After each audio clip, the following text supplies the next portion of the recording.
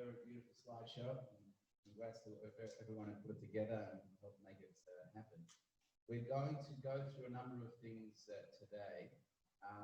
First, going to start off with doing the prayers. We'll do the mincha prayer, followed by the Kaddish, which is the prayer that we say, special prayer we say in honor of someone who passed away, in honor of the elevation of their soul. And then we'll do the memorial prayer, the Kel Malarachim, which is specially said for those who have passed on as well. So we'll start off with the mincha. Does everyone have one of these books? Which is found on page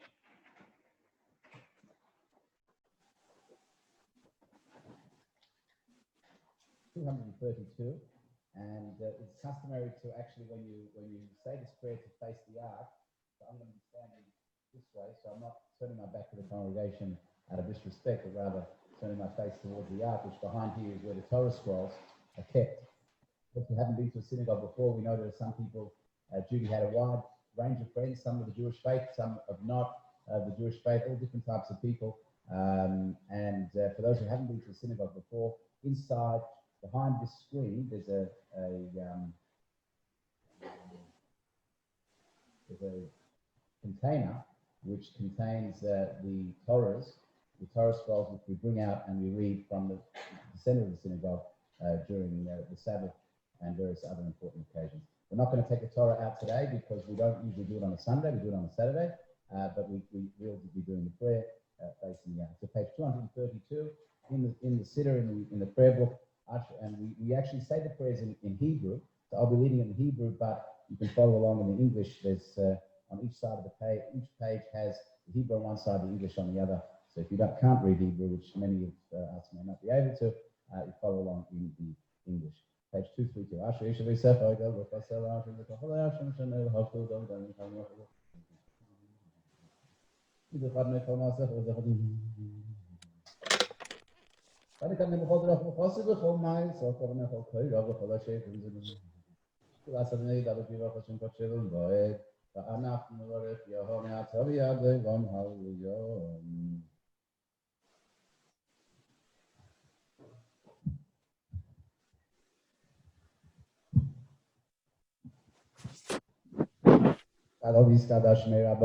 We all know the rock was enough for the basis of the Caribbean Romain.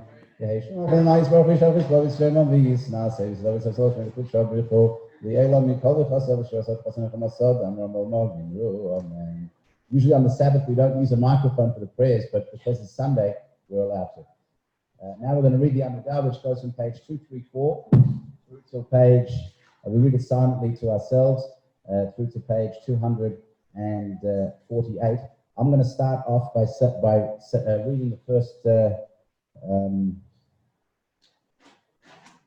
I'll read the whole thing and then we'll repeat it from 234 to 248.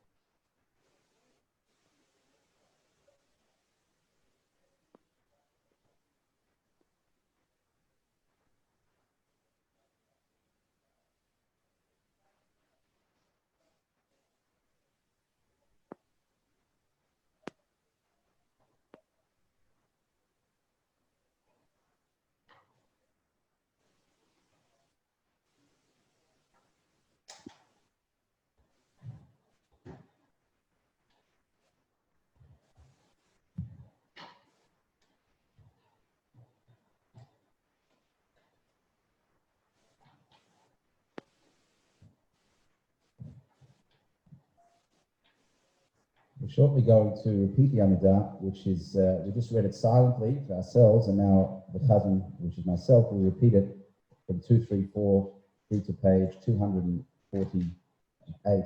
And of course, you can follow along in English as we go along.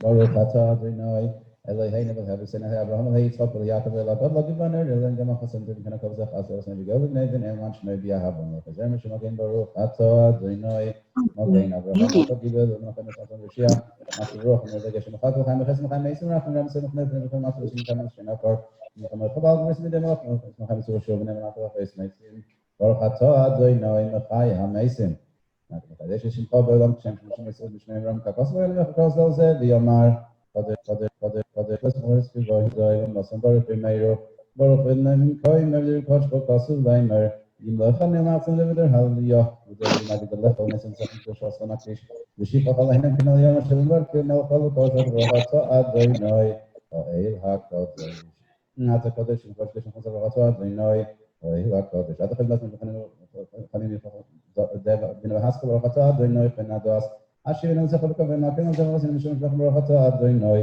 Ha'Rei Tzedis Shuva Stachor Nikifatan V'Chalan V'Shem Kil Tev Zalchat Meichel V'Slayach V'Rochatza Adonai Anna V'Slayach Re'ei V'Onyeina V'Ri V'Rivein Ogalim Nosh V'Chak Ki Goel Chazak V'Rochatza Adonai Goel Yisrael V'Fen Adem Neref V'Heshinim Shekis Notavler U'For Shlem V'Chol Makasina Ki Emel V'Fen Adem Neref V'Rochatza Adonai Roi Feichoi V'Ei Amo Yisrael Baruch Adonai Eloheinu Shana Devis Kumis V'Sov Teva V'Sein Brachal Pnei Adama V'Saveinu V'Tvecha V'Rosh Hashanah Kashem V'Allah Keresim V'Sanes Kavzin Kavziniach Am Kavzar Baruch Atah Adonai Mekavas Nefam Yisrael Oshi V'Shavtenim Oshi Natzin Kavas Menegam Nacham Lech V'Enu Aten Baruch V'Chesed Lachim Zet Tkinim Misha Baruch Atah Adonai Alchai Tzedako Mishpat V'Lam Al Shema Tzik V'Chol Ish Kereged Tovei V'Cholam Achad Mahei Kereiso V'Hazayid Mehei Sa'akil Shabbos Magan Sefnim V'Menu Baruch Atah Adonai Shever V'Mach Me'azaydim Allah Tzedikim Al Chasid Mazik Musav V'Bezizim V'Tzedikim L'Niyam Yerach Mechan Eloheinu Saint Sachatel V'Chol Berch Meshuvim V'Sim V'Kenim Ram V'Loi Lam V'Loi Nevesh V'Chavotach Baruch Atah Adonai Mish'onu Miftach L'Tzadikim V'Lu Yerushalayim V'Chavrach Tashem Sishkun Sach Nashot V'Nei Yisov V'Kovmen V'Nei V'Chislav V'Her V'Sechatach Baruch Atah Adonai Adonai Yerushalayim Estem V'Tavach V'Misufkan V'Shachishvos V'Nikolim Baruch Atah Adonai Matzmiach Keren Yeshua Shema Keleinu Adonai Eloheinu Chus V'Rachim Aleinu Kavrach V'Nosisenu V'Keshmet V'Sachim V'Makinek V'Mal Shenu Yata Shemetos Am V'Sovrach Baruch Atah Adonai Shemehiyat Tefila V'Tzei Adonai Eloheinu Am V'Yisrael V'Svosam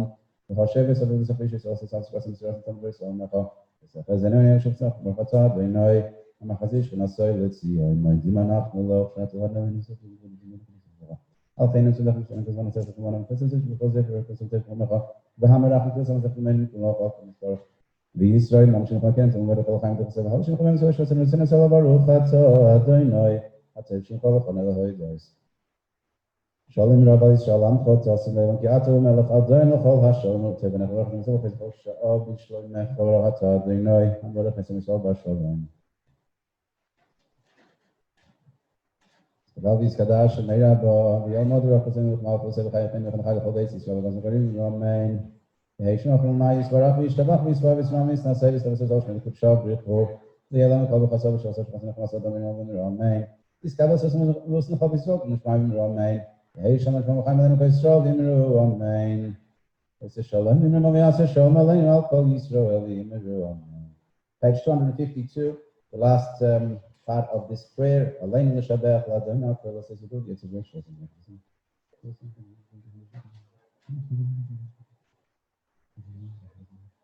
Okay, Nekavach Adonai Eloheinu L'Zmeinu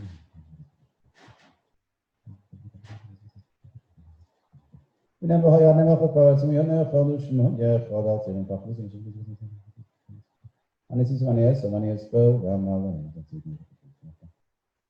I'm going to do the Mormon's Kaddish, which we're going to ask Eddie to say in memory and honor of Judy. Eddie, can you come and grab the microphone? Yeah, I'll actually bring it to you. Come up to here.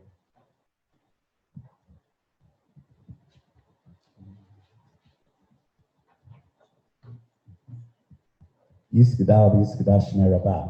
The Madi Jose, the Metna Jose, the Chaychon, Mechon, the Chobes Israel, the Balavas Man Karev, the Moon, Man. Man, Heshme Rabba, the Rach, the Lama, Maya.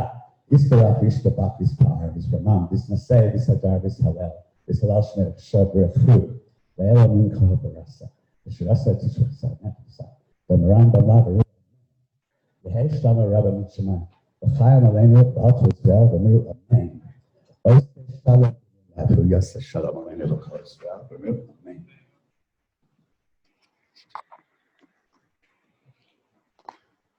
Thank you, Eddie.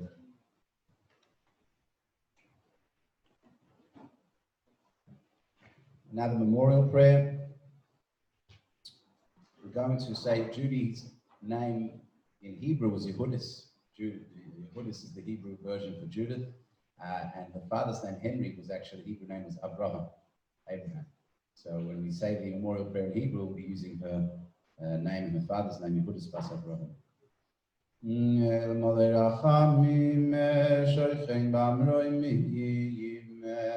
Amet Seim Nechone Choyno Ale Kanfei Hashechino B'Ma'alois Kedoshim U'Tehoyerim Zoyar Harakiha Masirim Es Dishmas Yehudis Bas Reb Avraham Shehol Chol Yoylomo Ba'avurem He knows Senes Stocker, we are not Stocker, we are Haskoras, Nishmos, we are not Numisparling, we are Haskoras, Nishmos, Meganei, Denzei, Minuchoso, Chen Balarachamim, Yastireo, Seisik Nafo, Leolomim, Vitzroy, Vitzrachayim, Es Nishmos. Adonai Yonachal Sonoach B'Shalom Al Mishkamo V'Noimar Amen. O God, full of mercy, who dwells on high, grant proper rest on the wings of the divine presence, in the lofty levels of the holy and the pure ones, who shine like the glow of the firmament for the soul of Judy Silver, the Buddhist Pastor of Abraham, who went on to her world. May her resting place be in the Garden of Eden. Therefore, may the Master of Mercy shelter her in the shelter of his wings for eternity. May he bind her soul in the bond of life. Hashem is her heritage. May she repose in peace on her resting place. Now let us respond. Amen. The religious part of the ceremony, the prayers have concluded. Those who feel comfortable sitting where they are, feel free to sit. If you're upstairs and you'd rather be downstairs, it might be 1 or 2 degrees less. And if the ladies want to come down, feel free to do so. Wherever you feel comfortable. The Mechitza restriction is no longer in place. We're finished with the prayers. There is a little bit more space downstairs here on this side of the shul. And there's a little bit more space on this side here as well, and that side there. So again, if you're comfortable upstairs, feel free to stay. If you want to come down, it might be a little bit less hot. Difference between 35 and 36, something like that. Whatever it is, feel free to do so. So we have a very special program today in memory and honor of Judy, and it's sort of a mixed program because it's a memorial. He actually mentioned she doesn't want a funeral.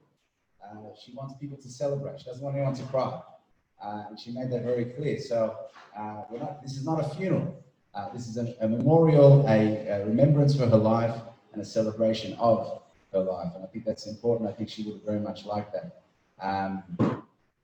So what we're going to do today, there are a number of friends and family members who have been asked to say a few words.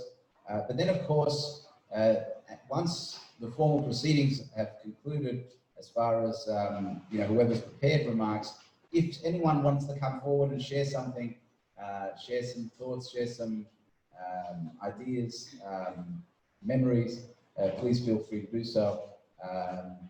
We have all day. I mean, as long as you can survive the heat. but feel free to come and do so. So we do have a number of people who have been asked to talk. And before we do that, I would just like to welcome those who are here.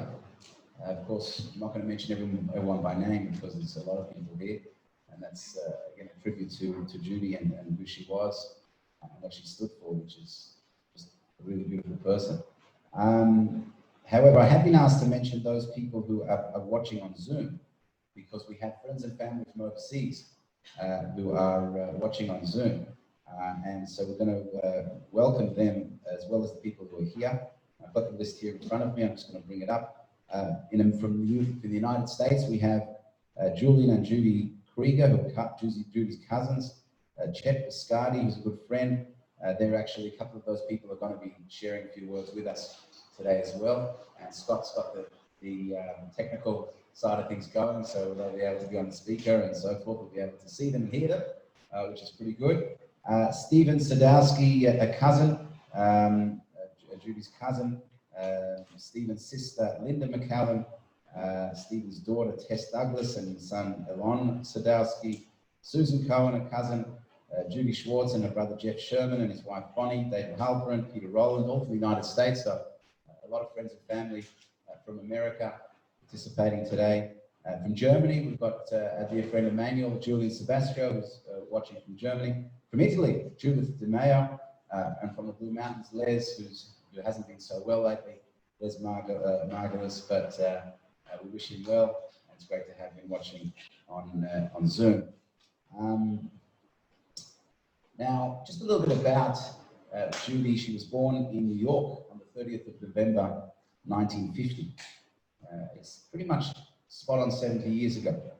She was an only child. Her father, Henry Silver, unfortunately died when Judy was 4 years old. Judy was brought up by her mother, Sue, her Hebrew name was Shifra Sadowski, and Sue was a journalist and worked as the assistant editor at the Jewish Weekly in New York. Judy married Richard Thorpe, an architect, on the 20th of November 1970 in London, so that was 50 years ago.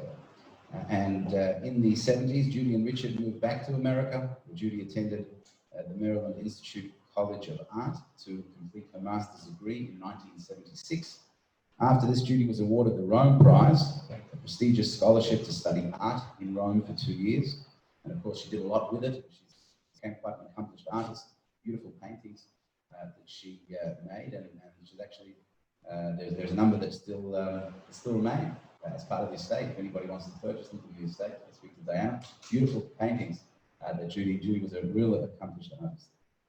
She came to Australia on the 21st of January 1981 with her husband, who is actually here today. Put up your hand, Rick. I've never met you before, so I was told that Rick's here. Yep, that's Rick. Okay, welcome and wish you long life.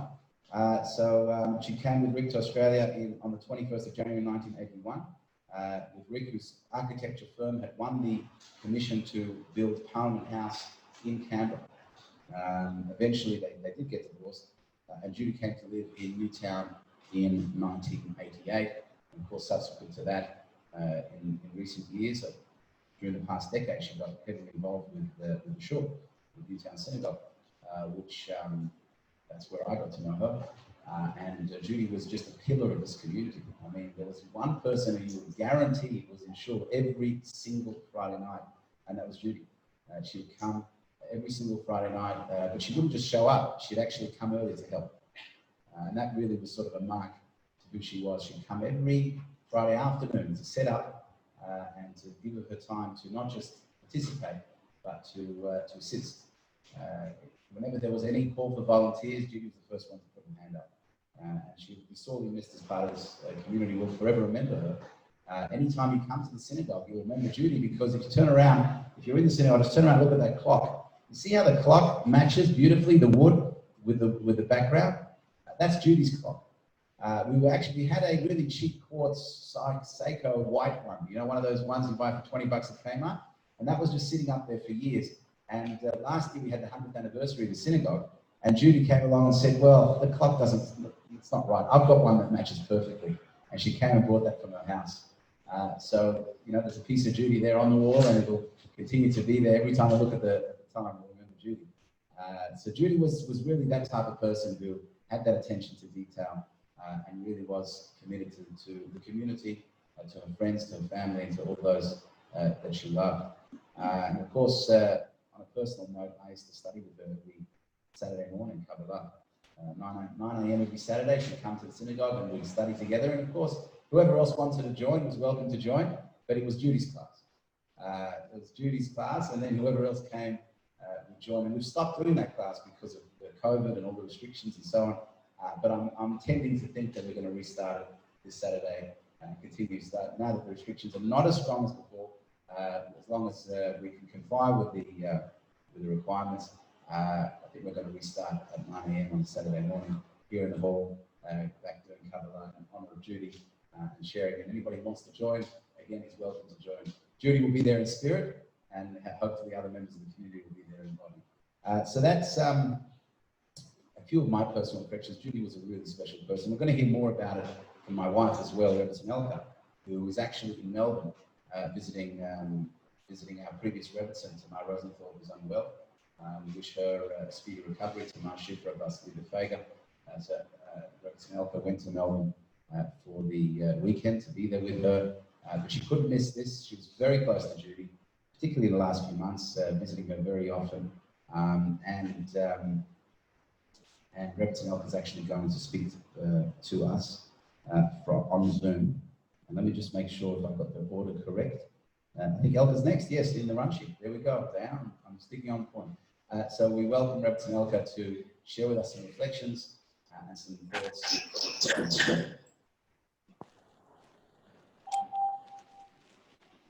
Thank you, Rabbi Eli. Judy loved architecture, and a few months ago at Friday night dinner, Judy shared something about the humble brick. I hope I remember it correctly. A brick by itself is nothing much, but put a brick together with other bricks and it becomes a palace. Each brick has to be strong and firm. It needs to have its own integrity, but each brick also has to be humble to sit side by side with the other bricks and create something together. Judy and I had many deep conversations. She shared with me some of her attitudes to life, two things in particular. Judy was appreciative. She was grateful for small things. She was grateful for the beautiful moment right now. She was grateful for a delicious meal and good company. She was grateful for friends and for things to learn. Judy appreciated what she had and she didn't complain. You could say her life wasn't easy and there were things she didn't have. But you would never think that about Judy because she did not complain and she didn't like people to complain. These two aspects of simple gratitude and not complaining are very much tied to Judy's soul. And they're also like a brick. Gratitude is firm and it is confidence in what exists. Not complaining is humility, allowing for others to have space and not begrudging anyone for what might be lacking in your own space. Gratitude and the absence of criticism are what build a community. When people feel safe, they feel welcome. When they feel appreciated, they feel wanted. Judy was the sort of person who made you feel that way. She was one of the few people who could sit at any table next to anyone of any age and share their company. I told Judy that Hasidic philosophy tells us that a soul may come into this world for 70 or 80 years just to do a favor for another. This was something she identified with very much. She told me that she was a good shadchan, a matchmaker. She was proud to say that she brought people together and in that way helped them in their lives. She knew who she was and she made room for others. Judy was a strong connecting piece in the edifice of our Jewish people and in the broader community. There is another aspect of Judy's life that I'd like to mention, and that the rabbi also mentioned, and that is her commitment to her faith. Judy attended every service. I'm not even sure she could read Hebrew, but she was always there. She was reliable. She was at every event we ever made and always willing to help. She would come early to set the tables on Friday night. Could always count on her. She and the rabbi would try to guess how many people were coming. Generally, the rabbi would underestimate, and Judy would always be proud that we had more than what he thought. The rabbi announced every week that he would be learning with Judy, as he just said, and anyone who would like is welcome to join.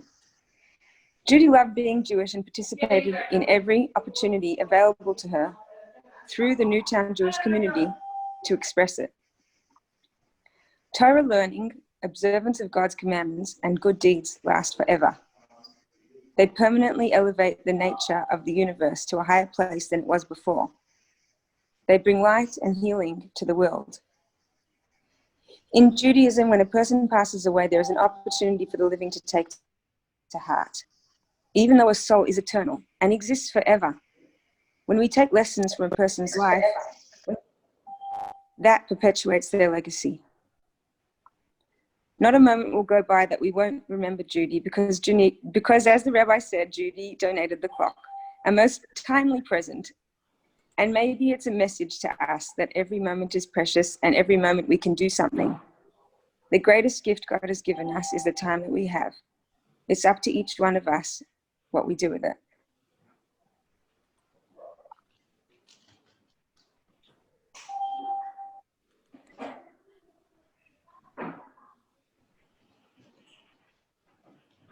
We will all miss Judy very much, a loyal and dedicated member of our community family.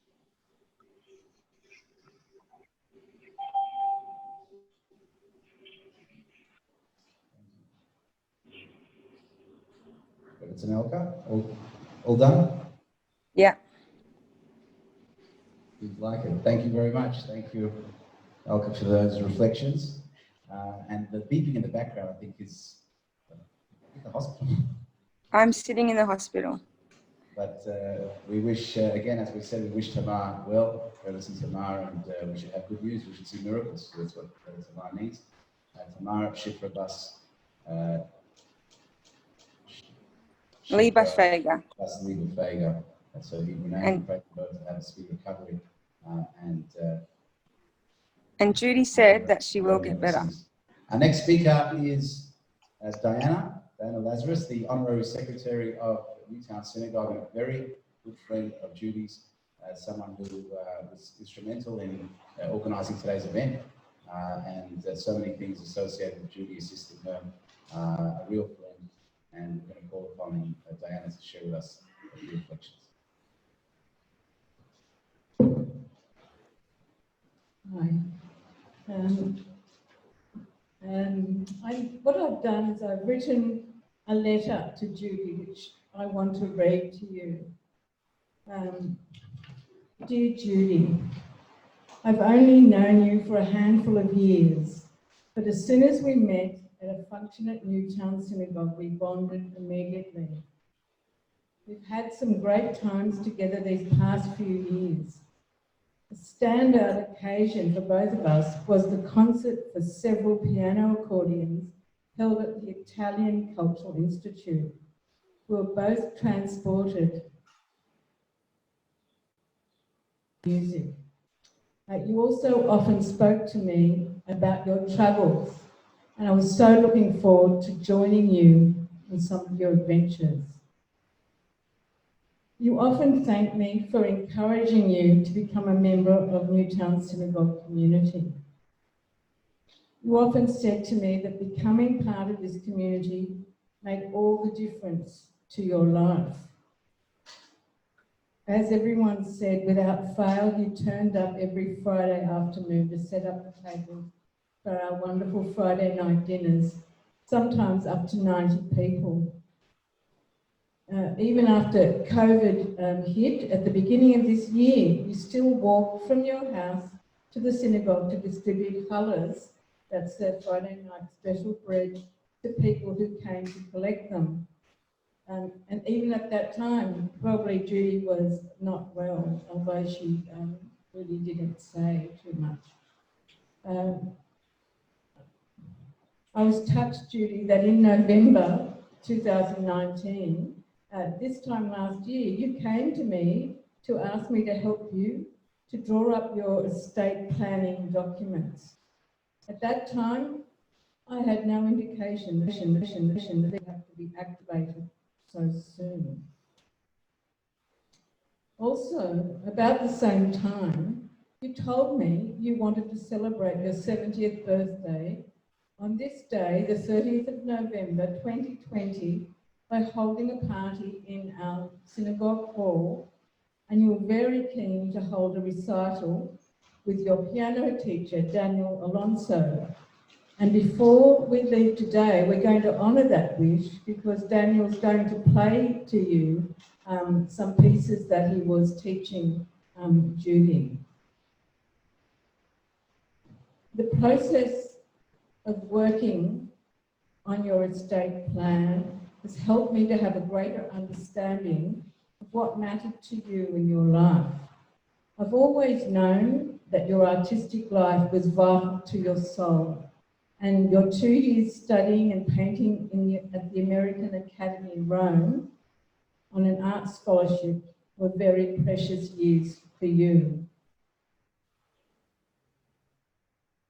A large part of your estate to the American Academy so that students could enjoy the same experience that you had in Rome on a scholarship. I also want to thank you for remembering Newtown Synagogue in your will.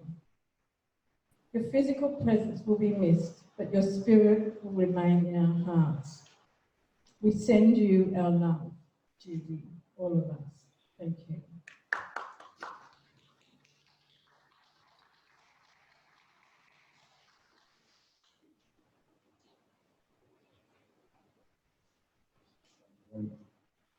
Thank you very much, Diana.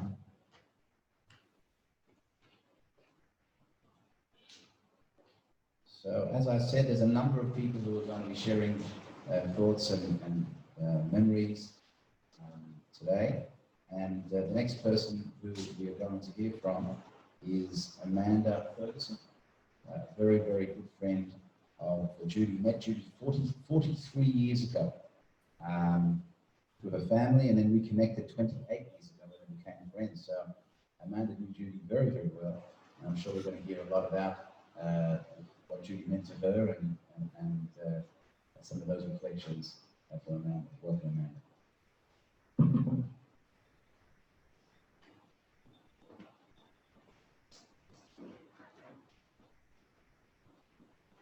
As the rabbi mentioned, I first met Judy when I was about 15 years of age. In about 1977 or thereabouts, Judy and my mother both exhibited their artworks at a gallery rather, known as Gallery A, which was very progressive back in the 1970s. It promoted contemporary, non-objective art in Australia, which is defined as a type of abstract art that usually, but not always, includes geometric shapes, motifs, and aims to convey a sense of simplicity and purity. I think we saw that in Judy's artworks shown on the screens. And this style was seen as very progressive back then. Judy was, as we know, a painter, a printmaker, and a teacher. She worked in the USA, in Australian Capital Territory, in Australia, and in Tasmania. And then, as mentioned, she went on to win the Prix de Rome Fellowship in Painting in Rome, and took that fellowship in 1976 to 78. And only 30 people were admitted to the fellowships each year. So it was a complete accolade, and one that, as Diana said, was so precious to Judy and she was so proud of, rightfully. She then lectured at the Canberra School of Art in 1982 to 85, and then conducted tours of art in public places in Canberra. Then in the 1990s, Judy and I met again, but we didn't know we'd known each other. We met as strangers in meditation circles. And it was only after several meetings when I started mentioning family members' names that Judy tweaked and said, "Oh my goodness, you're Anne Ferguson's daughter. I met you back when you were 15. And I'm very close friends to your aunt in New York. I've been her friend for many years. And I've been to your grandparents' house for dinner." several times, and I know your cousin and I know your uncle. And so the web of connections became so apparently rich and clear. Judy and I then became friends. We would often be at the Newtown cinema, watching movies, having dinners and concerts at all different places, many movies. Back in 2010, I courageously bought, and probably stupidly rather, a fairly large sailing yacht, 25-foot yacht, which I was very much hopeful Judy would come on board with me. I did sail it on my own quite a bit, and then 5 years on, so in 2015, eventually she agreed to come aboard with one proviso. She said, "You pretend you're on your own. I'm not doing anything. You're sailing it on your own, right?" And I agreed. And it wasn't soon after we boarded that Judy became the captain. Judy was steering the ship, as you saw in the photo. And she said at the end of the day, "I loved that day. We're going to be doing this again." I had shown her Pittwater, and it was quite a beautiful day.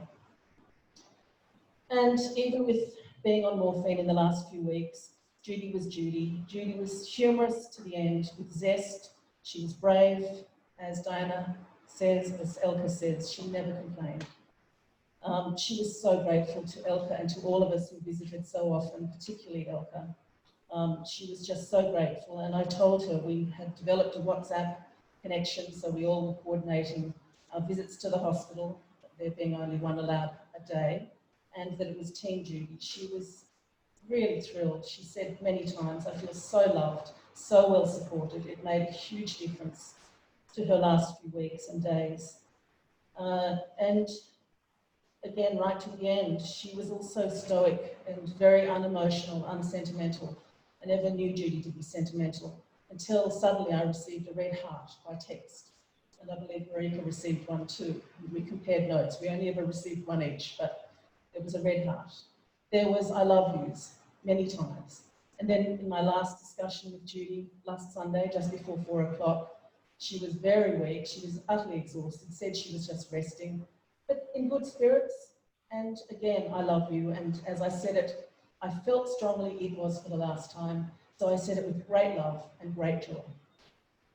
And with that, we will remember Judy always.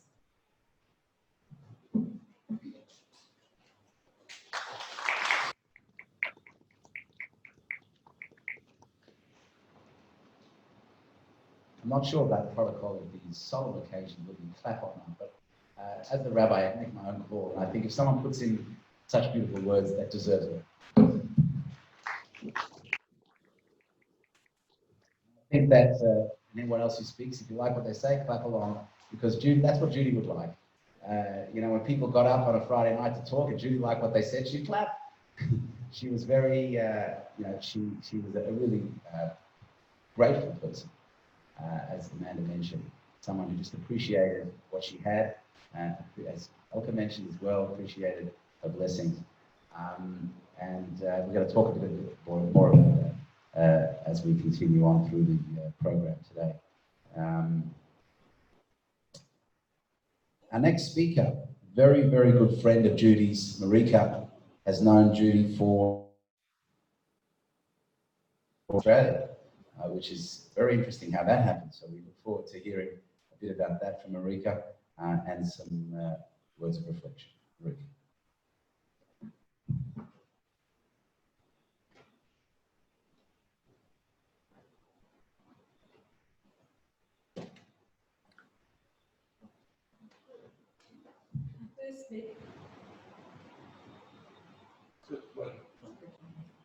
I first met Judy very early in January 1974, when Rick and Judy were returning from visiting Rick's family in Melbourne and stopped by at our place.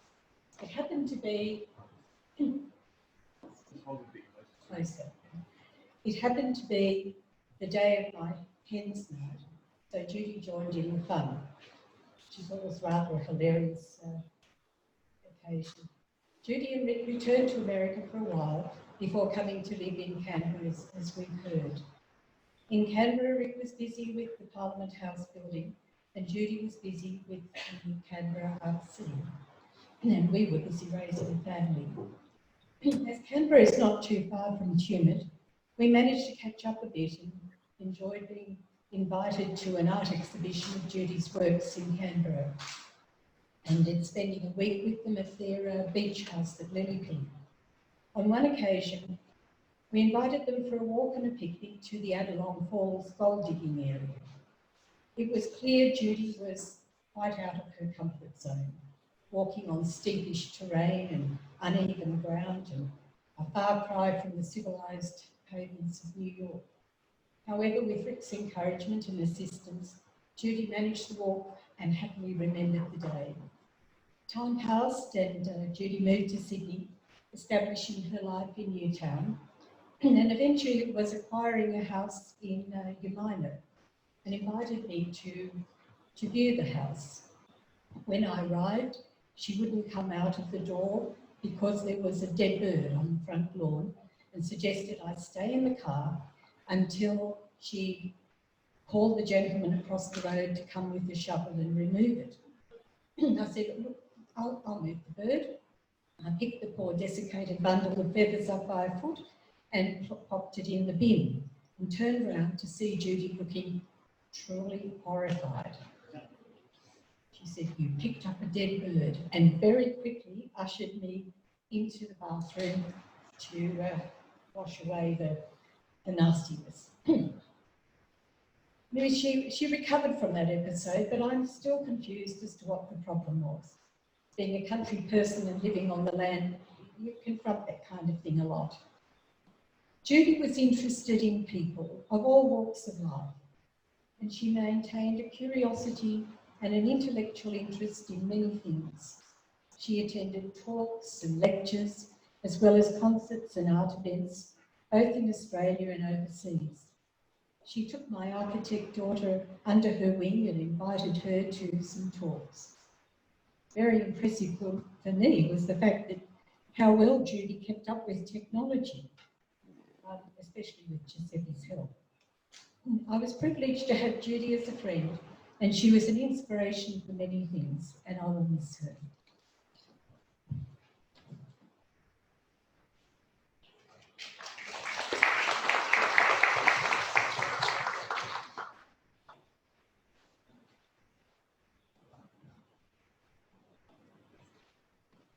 Thank you, Marika.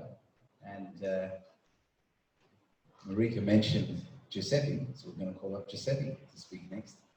But of course, I've met him here a few times. Judy brought him along to some celebrations, and it was he always had a smile on his face, and I think that was maybe something that brought the two together, because Giuseppe has such a positive vibe, and Judy had such a positive vibe, so it makes sense that they were friends and got along.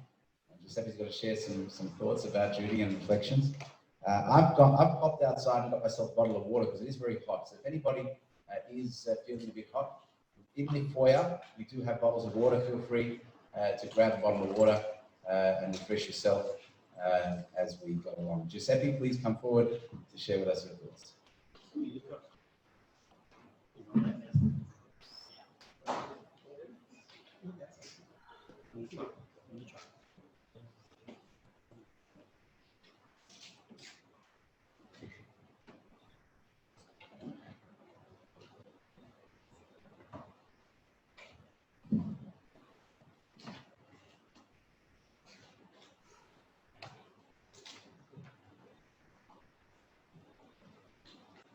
Rabbi, distinguished guests, friends, family, and our overseas guests who are here via Zoom.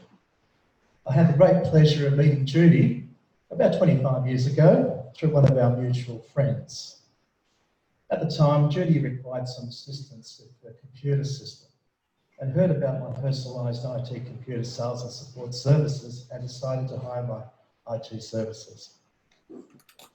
Ladies and gentlemen, in life we often hear of the typical phrases from our children or grandchildren. They say, hey mum or dad, hey grandma, granddad, you are never too old to learn. In saying that, Judy could be regarded as a humble lady that just never gave up on learning something new through her life. For example, Judy's interest in speaking Italian, her travel adventures, her participation in many hundreds of webinars, her attendance at TED Talks here in Sydney, her taking up of Toastmasters to improve her skills of public speaking, reconnecting her love of playing piano, and more importantly, driving her passion for art and design with her embracement of learning during the evolution of the computer era in the 80s and beyond. Let me give you an example of Judy's passion for learning IT. As her tech guy, I was watching Judy progress with Windows 98, Windows 2000, Windows XP, Windows 7, and then all of a sudden, the Judy Silver household had a new occupant. A brand new Apple Mac had suddenly arrived on the scene. For Judy, it was a time to embrace her new friend and celebrate the journey into the Mac ecosystem. The celebrations were short, as Judy spent till around 4 a.m. working on her to-do list. Simply, Judy was on a mission as she wanted to embrace the technology and bring her art and design skills to the new frontier of the digital age of art with the help of a new friend, the new Apple Mac desktop. Judy also embraced the use of the Wacom tablet, where Judy would use a stylus electronic pen to emulate a paintbrush stroke on canvas and then add that dabble of colour to a digital masterpiece of art that was being created on her computer. Right to recent times, Judy had continued to learn and utilise technology using many Apple apps, take thousands of photos of her Apple iPhone, taking an Instagram profile where Judy shared many photos of art and photos of places that Judy had visited from around the world and photos of her local community right here in Newtown. Over the course of time, we shared some common interests, for example, travel, IT, music, Italian culture, the art of public speaking as Toastmasters, and Italian food. And more importantly, that we were the only child of our respective mothers, and how it was important to both of us to step out into the world and socialise with people who shared common interests, as we were the only child of our respective mothers. On occasions, I would go along with Judy to an Italian meetup group here in Sydney. There I would enjoy seeing Judy embrace her Italian language skills and communicate all through dinner in Italian. The aim of the meetup group was that through the catch-up and social dinners, you would try and only speak in Italian throughout the course of the dinner, i.e. not a word of English would be brought to the table amongst the meetup guests. And there I saw Judy shine with her Italian speaking skills. One of the memorable moments was just chatting over a cup of tea at Judy's home. Around 10 years ago, I gave up drinking coffee. Julie loved her coffee, but here I was at Judy's dining table saying that I had given up coffee for good, but alas, Judy had a plan for me to try some of her extravagant and infused range of teas that she so much loved and simply wanted to share with her guests. There was a surprise look on Judy's face when I said, "Well, may I just have a standard gumboot tea, thanks?" And there started a huge mini panic as Judy took apart her pantry searching for a good old tea, plain tea. And at the pantry pull-out drawers in the kitchen were a blessing, although it was often a challenge to dig through the grocery contents of each drawer to find what Judy was looking for, as the drawers were so jam-packed of groceries. It was clear after 10 to 15 minutes of Judy's major search and rescue mission for looking for a standard gumboot tea, and I decided to give in and said to Judy, "Look, may I try some of your Russian caravan tea with milk, please?" Well, that was just about another frantic search for some long-life milk. As time went on, Judy perfected her tea hosting skills and had milk and tea ready at a drop of a hat when I visited for a computer tech catch-up. On another occasion, while chatting over a cup of tea, I asked Judy, "Is that an upright piano?" "Well, yes," explained Judy. I thought, wow, this lady really is excited about this piano. Why? It took many minutes of shuffling around all the items off the piano See, Judy had a number of books, paint accessories, ink nibs and brushes from her tape courses. And then Judy said, well, play a tune. To which I replied, I said, I normally play the church pipe and electric organs. And to that moment, Judy said, well, this piano has travelled all the way from the US of A, so I felt obliged at the time to play a tune. So I played a disjointed version of Memory from the musical Cats. I'm sure you all know that song, it's quite famous. As I finished my ad-lib rendition of the song, I explained, well, that was a bit of a catastrophe, and we just had a good old laugh. Judy certainly enjoyed it, a great laugh. Well, you might know Judy was a bit of a night owl. This is quite common. She would spend many hours of the night working on projects, listening to TED Talks and catching up with her family and friends from around the world, and playing piano ever so gently right up to the midnight and beyond. Judy started to take piano lessons around the time of her retirement from workplace. She also enjoyed the latest gadgets from online traders and innovations. Often she would say, hey Giuseppe, I have another job for you. So as you can see, I've quite helped her around with a number of gadgets and ensuring all Bluetooth chargers, mobile phone lenses, adapters, and all of these wonderful gadgets that Judy ordered from online retailers to put them together and help her out. She had much love for these gadgets. And she also loved local and overseas travel. And I'm sure you will have heard of many of Judy's travel stories. One of my fond memories at Judy's home was a decision on how Judy was going to travel overseas with a 7 kg carry-on. Well, as it turns out, she did. The travel challenge was on during one of our tech catch-ups. Judy was exploring ways to minimise her carry-on luggage weight, even to the extent where Judy bought a handheld scale, and we were trying to decide which bag would best suit for her holiday, as Judy wanted to travel as light as possible. I was about to embark on my trip to Italy in 2015, and we compared notes, and I simply waved a white flag and said, Judy, there's no way I would be able to travel with all my camera gear, 5 pairs of underwears, a suit and t-shirts and a carry-on to Italy. While I'm eventually jet setting to Italy in 2015, I emailed Judy about her, how she was going with her training at Toastmasters. As a fellow Toastmasters from another club, I would often ask Judy, how are you going, and encourage Judy to work through her public speaking manuals. I'll just take a moment to share one of Judy's classic emails that she sent to me back in 2015. She said, so glad all is okay and your trip has gone well so far. Looking forward to getting updates from you. Regarding my speech, well, good and bad. I had a terrible cold or flu, but decided to do it anyway. I don't think my presentation was that good, as I still had to use my notes, but people loved my speech and kept referring to it all through the night. So I made it and made an impact. It was called a paradigm shifts, calamity or opportunity. I'm glad I gave it away anyway, as it was good to have a larger audience than usual. She went on to say that one of the guest speakers made a comment, as sometimes we call it a whitewash in Toastmasters, and of saying that her speech wasn't informative. But she says, well, bugger that. He didn't get it. Everyone else said it was the best speech of the night, and they continue to refer through the evening. I don't know, for me, I want to listen to a speech I can learn something from, unless they can pull something meaningful out of the ordinary, a la Jerry Seinfeld, what I've had for dinner or what I did at the office today type of speech bores me, she says.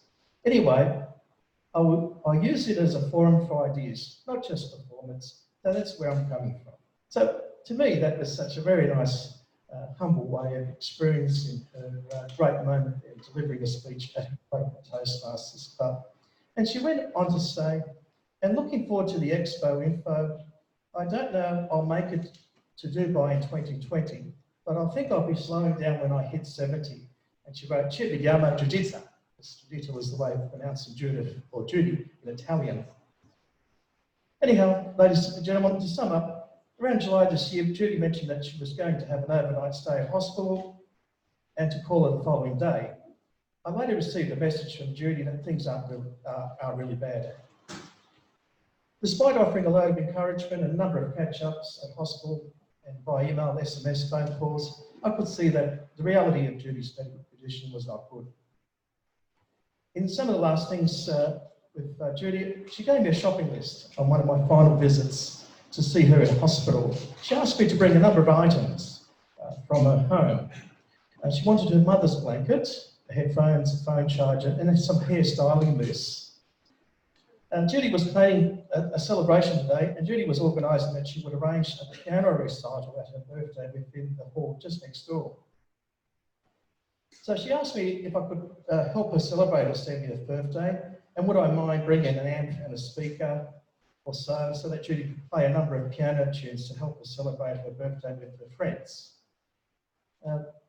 In reality, we all saddened to hear of Judy's passing last Monday, but I promised to assist Judy with the planned birthday celebration event that would have been held on today. So may I ask that we play a short video for you all. The video was taken back in April within her lounge room.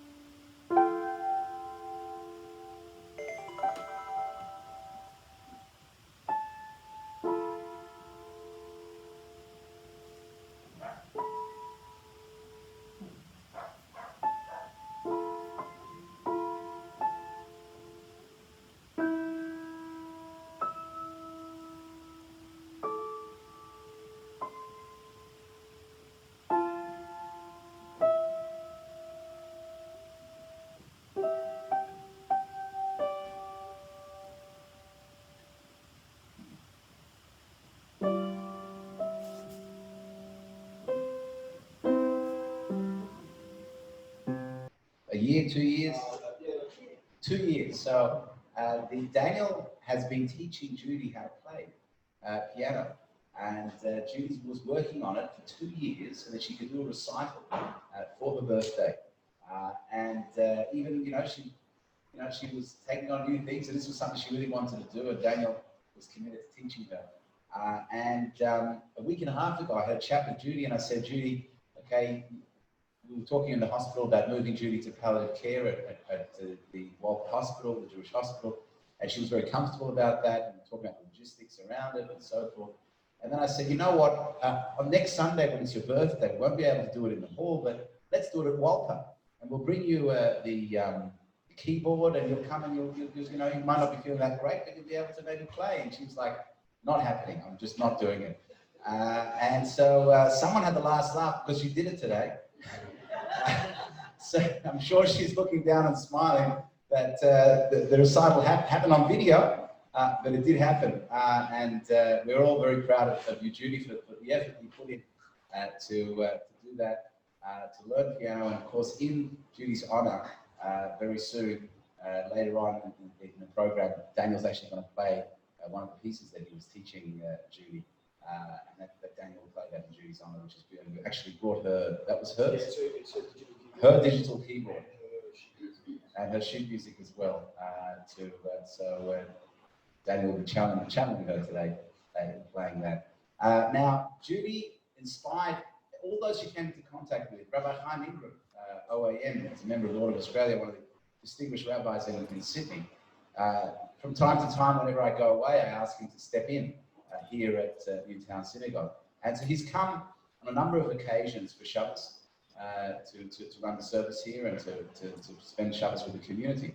And as soon as he heard that Judy had passed away, he said, I want to come to the funeral. Judy made such a positive impression on me every time I came to Newtown for Shabbos, how she got involved with the community, how she helped out. Every Saturday morning she'd come to study, very, very committed. And Rabbi Ingram's actually on Zoom today, watching together with his wife, Judith. I asked Rabbi Ingram if he could sing a song that Judy loved from the prayers, She absolutely loved this song. I'm going to ask Rabbi Ingram if you could please sing the song. It's a beautiful song at the end of the Shabbat morning prayers called Laman Achai V'Ra'ai Adabra Nashal Abach. On behalf of my brothers and sisters and fellow friends, I speak peace to you. Beautiful words and a beautiful song. Rabbi Ingram.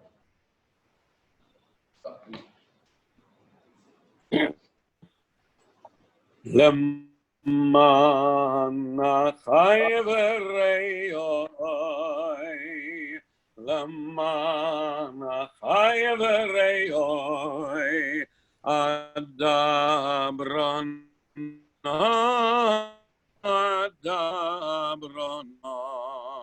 Shalom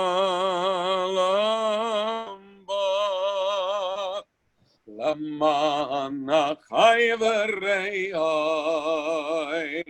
Lemman achai v'reyoi,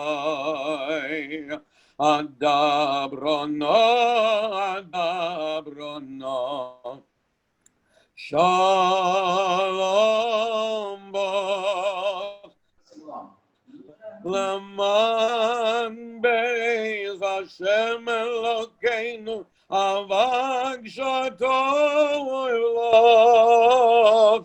Lemman beis Hashem Elokeinu Avag Shato Elok. Ein, ein, ein, ein, ein. Ein, ein, ein, ein, ein, ein, ein. Ein, ein, ein, ein, ein, ein, ein, ein, ein.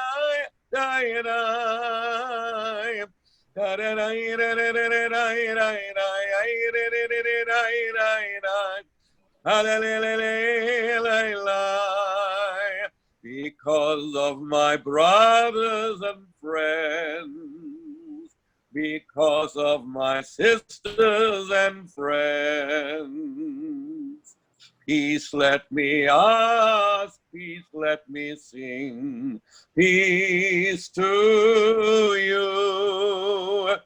Because of my brothers and friends, because of my sisters and friends, peace let me ask, peace let me sing, peace to you. This is the house of Hashem. I wish my best for you. This is the house of Hashem.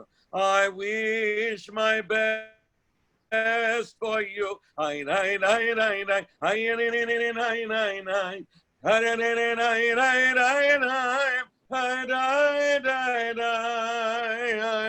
Lemman beis Hashem Elokeinu Avak Shato Elok.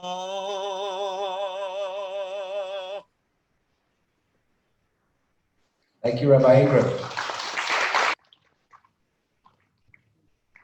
So we have family and friends watching from the United States and around the world, and we're now going to call upon, but before we do that, one more local person, and that is a friend who would come often on a Friday to assist Judy in volunteering and helping set up the Shabbos, and visited her quite a lot lately. In fact, on Rosh Hashanah, Jewish New Year, we have a custom to blow the ram's horn, and Judy couldn't make it here to shul. And there was one member of the congregation said, "I'm going to go visit Judy." I said, "Take the chauffeur." He came, he took the shul chauffeur to visit Judy on Rosh Hashanah when she's out, to blow for her on Rosh Hashanah. It's very beautiful. I called on Simon Koval to come up and share a few words.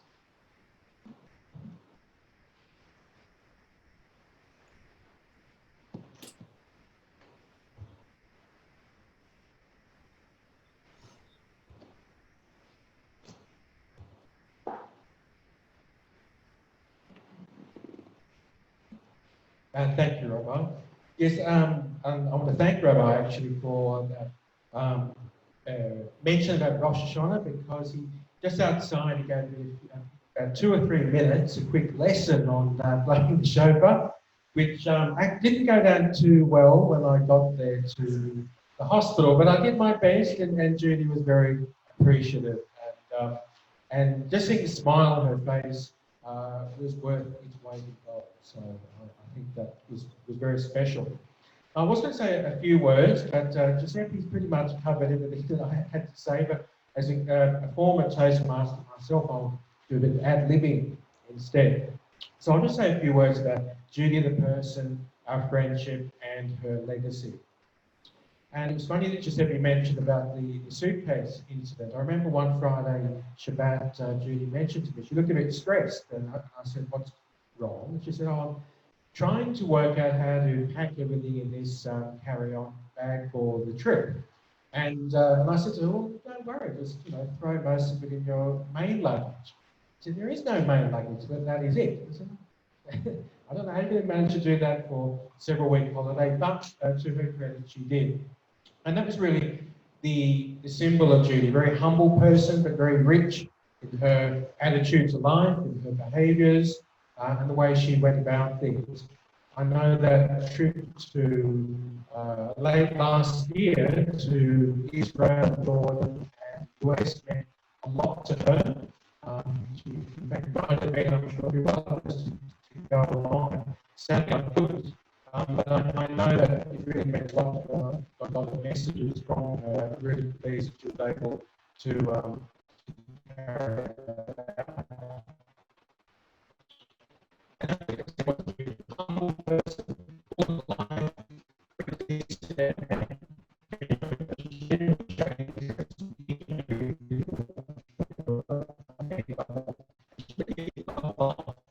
she treated everything as special.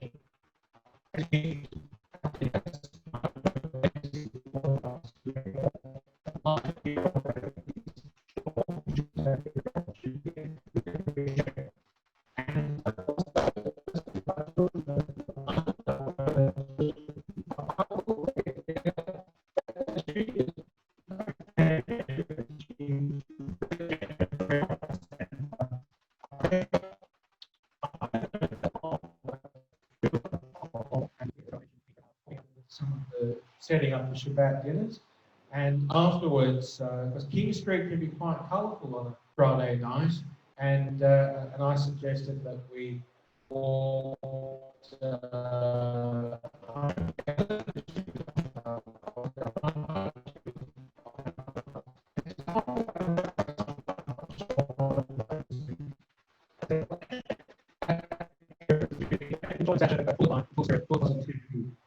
it was difficult but meaningful to be able to visit her in hospital, and it really taught me a lot about life. In fact, the visits that I did, I was fortunate I lived nearby and I was able to pop in and cheer her up. Not that it was her cheering me up. So full of positivity, she was still planning a couple of days before she passed. The last time I saw her, and it was quite hot in there. There was she was sitting on a chair, and a fan was propped up on her bed, and I sort of helped shift a pillow for her. And I said to her, "Is that okay? You're comfortable?"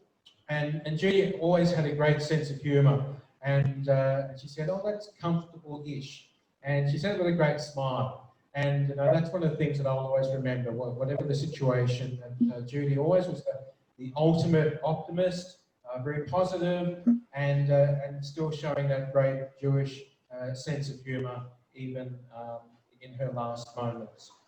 And in terms of my friendship, it really mirrors the friendship that I know each and every one had here. I don't think Judy realised, in fact, just how many friends she has and how many lives that she touched.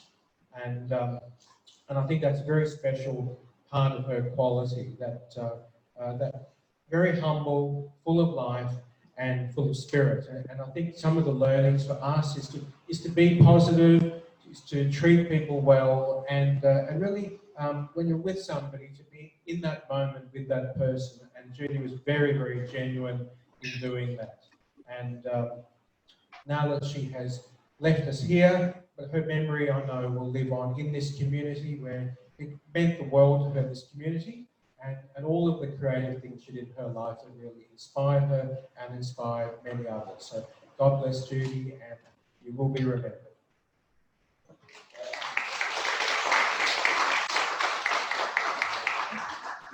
Thank you, Simon. It's very well spoken. And this Friday night, actually, I was standing outside the synagogue after the service. One of the congregants came over to me and said, "I'm very sad that Judy passed away because she made me feel comfortable here in the synagogue."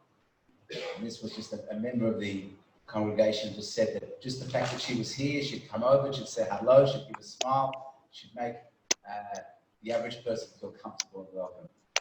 So that's really sort of was quite remarkable that people were just coming out of the woodwork saying how much she meant to them, which was so beautiful. We have, as I said, we've got a number of friends and family from overseas who are watching on Zoom, and we're going to ask a few of them to share with us some thoughts. We'll move on to the next overseas participant. We've got Stephen Sadowski, who's, I believe, written a poem in honor of Judy. Stephen, are you on? Yes. Can you hear me? Yes, we can hear you.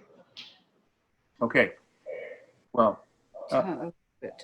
so Judy's love of family and friends and community and her curiosity about life was so compelling.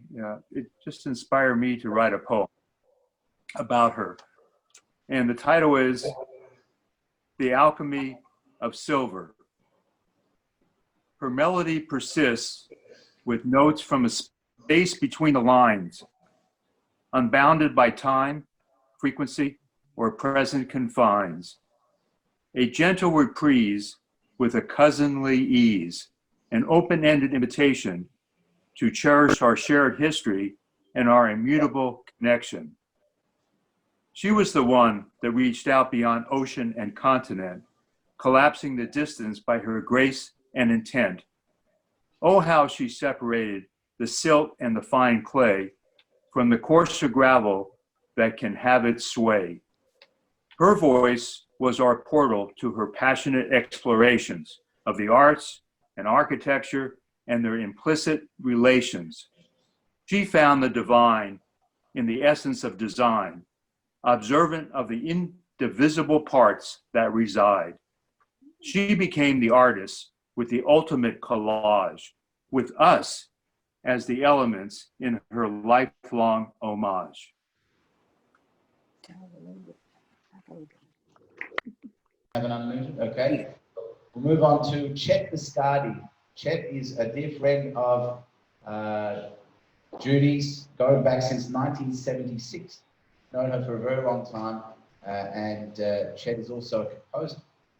And Chet is going to share with us some reflections. Okay, can you hear me? Yes. Okay. Judy and I have been friends since the first day we walked up the magnificent steps of the entryway at the American Academy in Rome in 1976. She was there to paint, I to write music.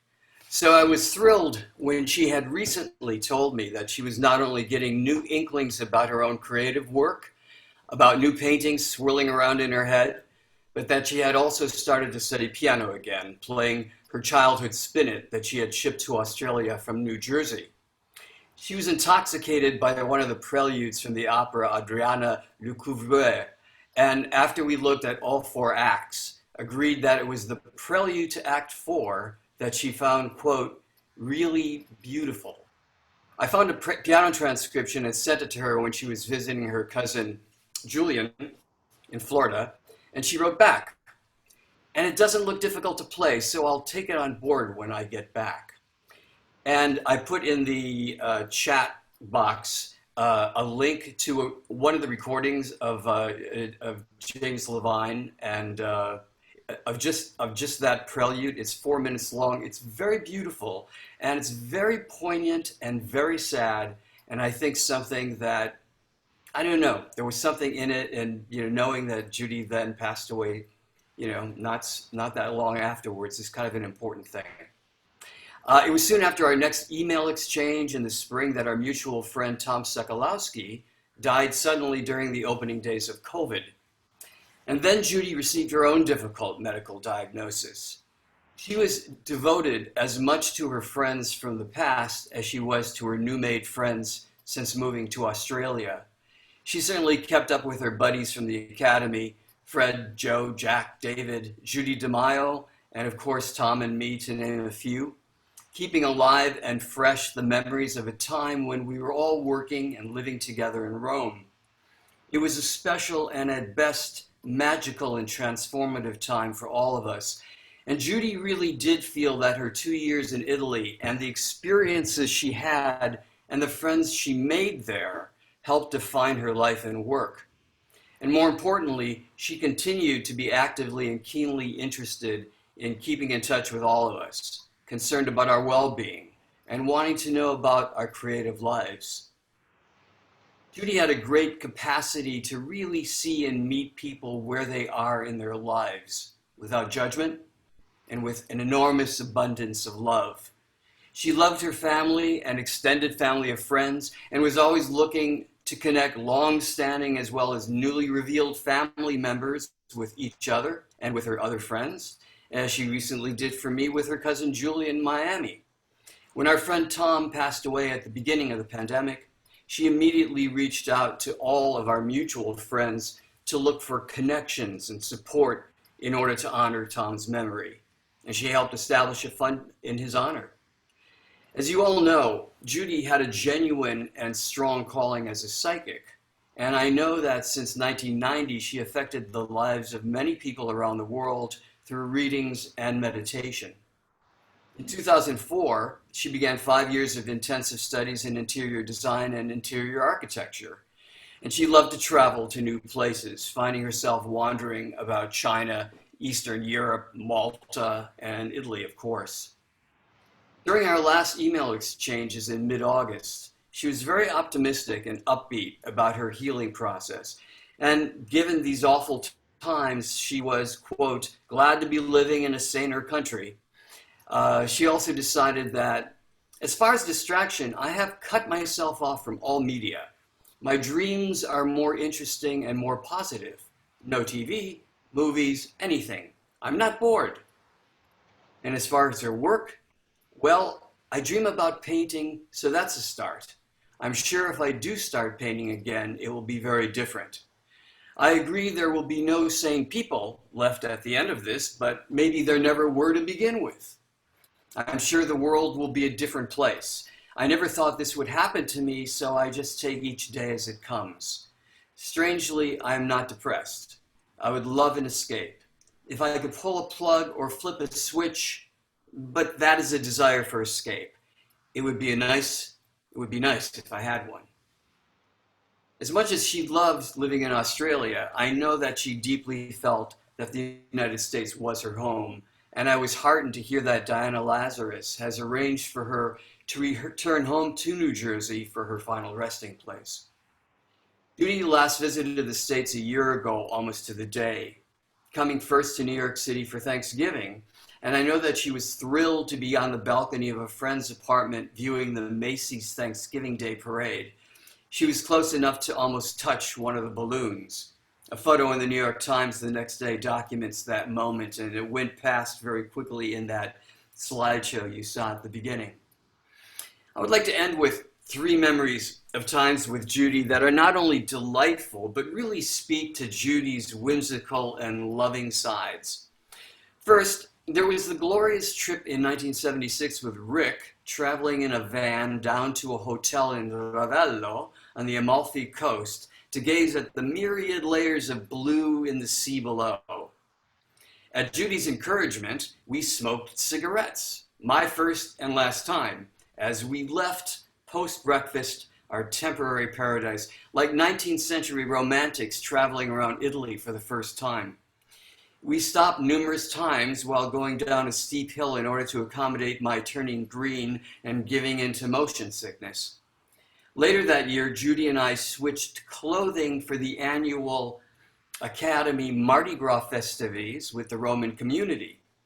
Judy descending the marble staircase in jeans, a flannel shirt, and sneakers, and I in her broad-rimmed Panama hat, short skirt, and heels.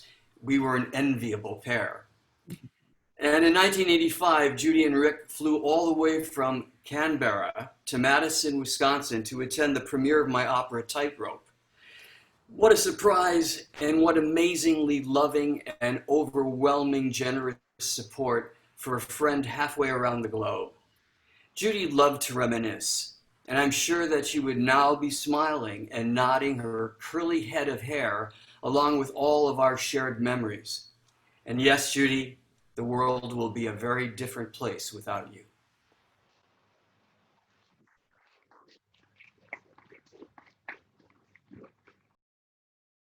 Thank you very much, Chet. That was really, really well done. Beautiful memories and reflections.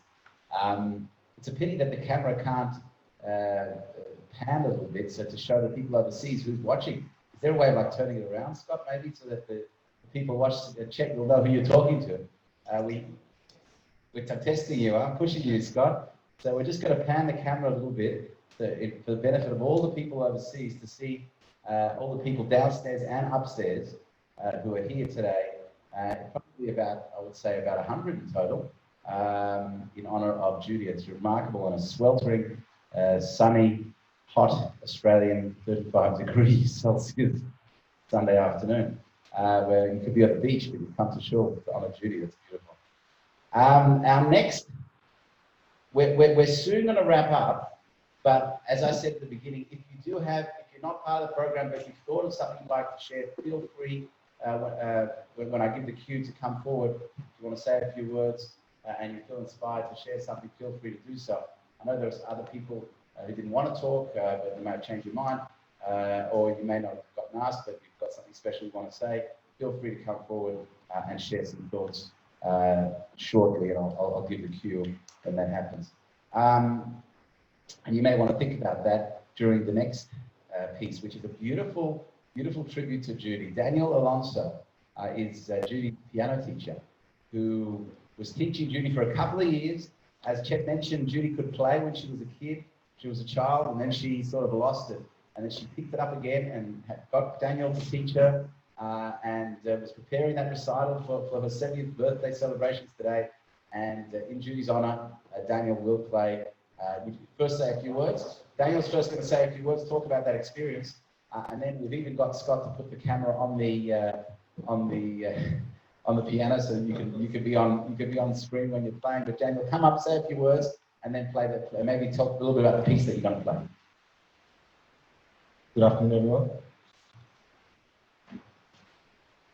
I'm Daniel, Judy's piano teacher. I met Judy about 2 years ago, a little bit over 2 years ago, through a meetup. That not many people showed up because I wasn't very experienced at running meetups.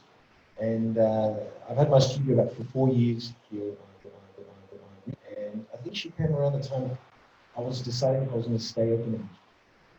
So because obviously business is business, and this and this and this and this. And I met Judy, and her love of music really inspired me. Another thing is that she traveled to Argentina when I lived in Argentina for quite a few years. Her experiences there, we even actually decided we might go and visit Argentina together at some point. So for me, there was a lot more than just playing the piano. Now Judy could play very well, and I mean very well. She spent a night out herself, and also stay quite piano. She'd be in the morning, and when she'd be up, and she'd go, Dad, I found this new piece I want to play. And it was never ending, and pieces and pieces and pieces of music, and she'd go, I can play this, even though it's very hard, try, help me, etc. So it was a never-ending list of music. However, she agreed and promised to start studying exams. So about a little bit over a year ago, I just looked at the book at the date. It was around August last year. She agreed to start playing the AMB exams that you see here. So we started from preliminary. And that might sound simple, but they were they had the difficulties. So even though she only wanted to do 5 minutes of her lesson on the exam pieces, we agreed to it, and she learned quite a bit. And she liked it because there was some direction to what we did. Now, the music I'll play today, I have not seen for quite some time. And when Diana messaged me a little over a week ago about the Zoom, I'm not a fan of playing music. I love teaching, but what am I going to do? What am I going to do? Anyway, and I visited Judy, I think, early on when she was in hospital. to my regret, she said she was going to go into some, I think, something invasive to check that out with the girl, and that she'd get in touch with me as soon as possible. So I went to visit her, we had a laugh, everything about music, just Judy being Judy, and nothing to do with illness. The only reason I realized we were there is because obviously the nurse was coming, let's get a blood test, etc. I went in, full mask, glasses, I changed my clothing to go in to make sure that I wasn't bringing anything into the hospital. And she said she'd contact me, and she never did. So I thought, and I never tried to message her again because I was worried that I was going to get her. So anyway, I'll do my best to play a few of the songs that she would have played in her exam, which would have been there. So bear in mind that I was just singing this music today after a year, and I'll do my very best on it. Rest in peace, Judy. I really did love her, and hopefully I can do her Rihanna.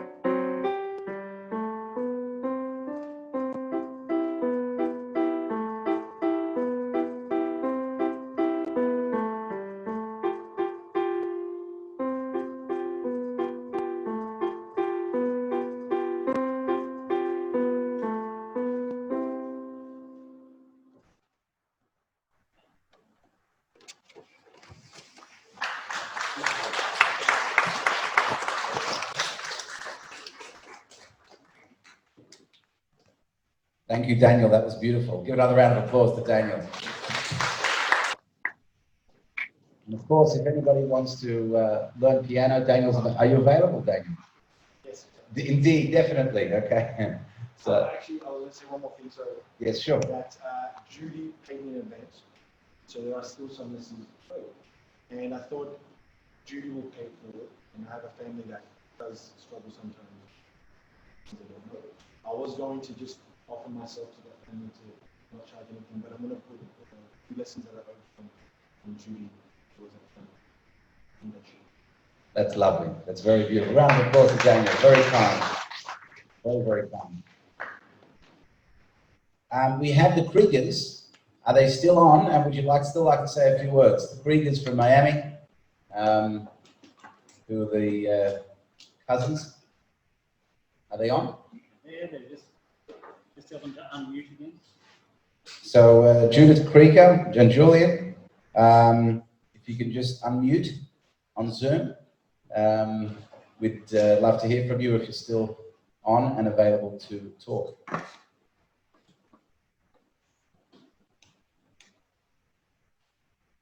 2 seconds.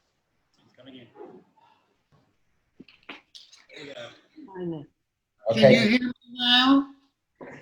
Hear you. Can you hear me now? Yes. Okay. All right. What I was going to say was that Judy, who is 10 years younger than I am, was far and away my favorite of 9 cousins. She was the daughter of my mother's sister, Sue, who had been a journalist for the Newark Star Ledger before becoming a publicist. Her father, by the way, was related to the president of Yeshiva University.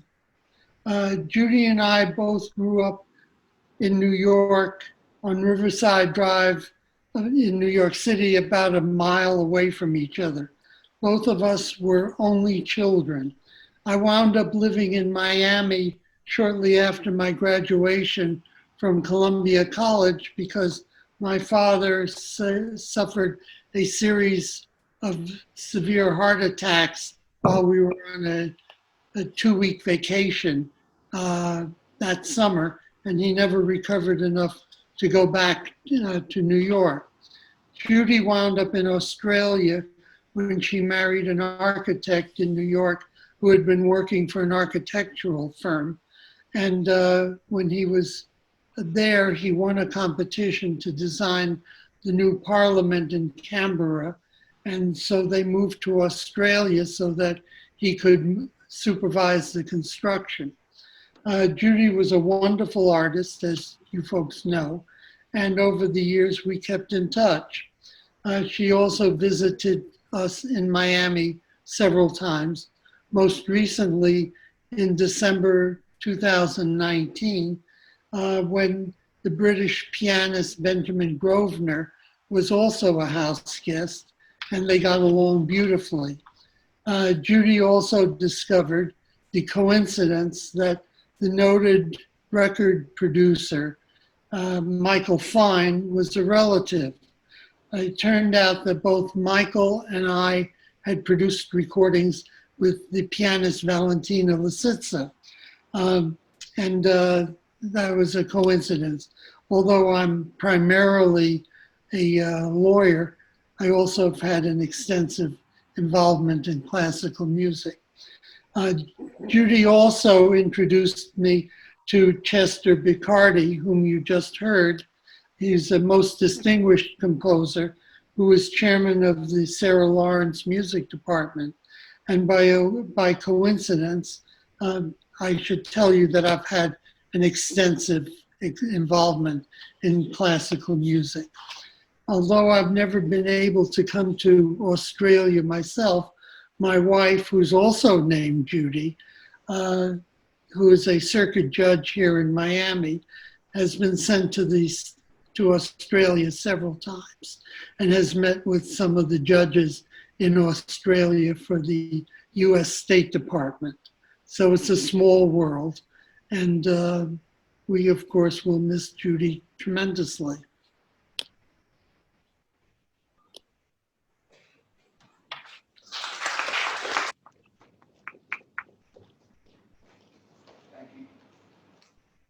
Thank you, Julia. That's very moving. It's quite remarkable today how we have friends going back decades, friends, recent friends, old friends, family. It really is remarkable. People from all over the place and all ages and stages sharing their love for Judy and the inspiration that she gave them. Would anybody from the crowd like to come forward and say a few words in honor of Judy? Golden? And then we've got Lachlan as well, will be next. Okay, so we've got Golden, Lachlan, anyone else? And Sivan, okay? So maybe come downstairs. Golden, you can come up, yep.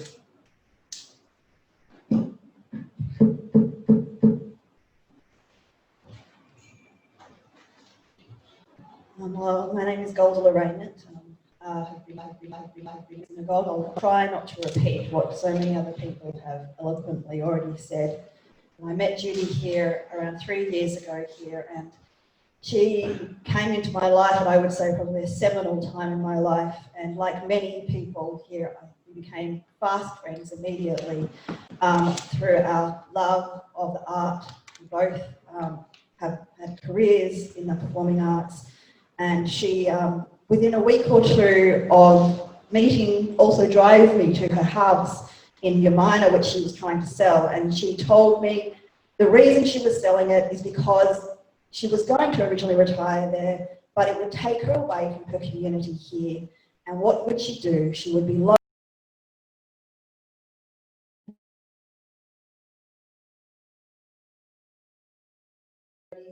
And she would often tell me about her childhood, and she had quite a cheeky, wicked streak to her, Judy, and she would say in New York City she was quite a handful for her mother, and she was off gadding about even from the young age of 12 in New York City, and getting up to all sorts of mischief. And she also told me recently over a cup of tea in her house about how she was an impossible eater, and her mother worried that she wasn't eating enough. But one of the things she would eat was cucumber. And so her mother just gave up and let her graze on the few foods that she would eat. And she was still like that. We would wander down King Street after seeing a movie and we would stop and get a hot chocolate. She might not have eaten. I need to eat regularly, so I'd either ask her for a snack or bring food with me. And this year, when Judy became ill, I also had health issues and we would discuss what was happening. I was actually in hospital myself, and I called her and she would always answer the phone. Golda, I'm so glad you called me. I have something I want to discuss with you, or something I want your opinion on. And anyway, this time she, was probably a little more sober and said, I didn't want to upset you, but I know you went through a similar procedure that I went through, which the doctors want me to have. And she wanted to ask me what that entailed, and I told her, and of course it was very concerning. And Judy, she just wanted her health issues to go away. They were an interference in her life. She was busy living, and we messaged quite regularly while she was ill. Unfortunately, I didn't get to see her, but the last time I saw Judy, I was going off to do something in Newtown, and she had said to me, I finally found my favourite tea. It's the Canberra tea from T2, and she had shared it with me when I was at her house, because I also love tea. And so I went and found that tea, and I took it to her house, and I put it on the doorstep, and there was her good friend Kathy, who I'm not sure I'd met before, with her, helping her down the stairs. She was very frail. It was very sad to see her looking so frail. And she just sort of glanced up and said, hello, this is my friend Judy, Kathy, and then just said to Kathy, I'd like to go and lie down. And I stood in the doorway not knowing what to do. I didn't know that would be the last time I saw her, but I think I suspected it. And she kept saying, I'm not sure if I'm going to make it to my 70th birthday. And I said to her, Aston and I, well, we are the product of kind of one of her shidduks. When I met my husband here also at Newtown, she was probably the first or second person, I'm not sure it was my father who I spoke to, and said, yes, Aston, he will be good for you. Sorry, I've lost my train of thought, but I said to her, Judy, you're family to us. And she said, I like being part of your family. And I'm grateful that I've had her in my life, and I'm glad I've heard and connected so many stories, and I hope that I will be able to maintain my connection with Judy through all of you people who knew her for so many more years than I did. May her memory be a blessing.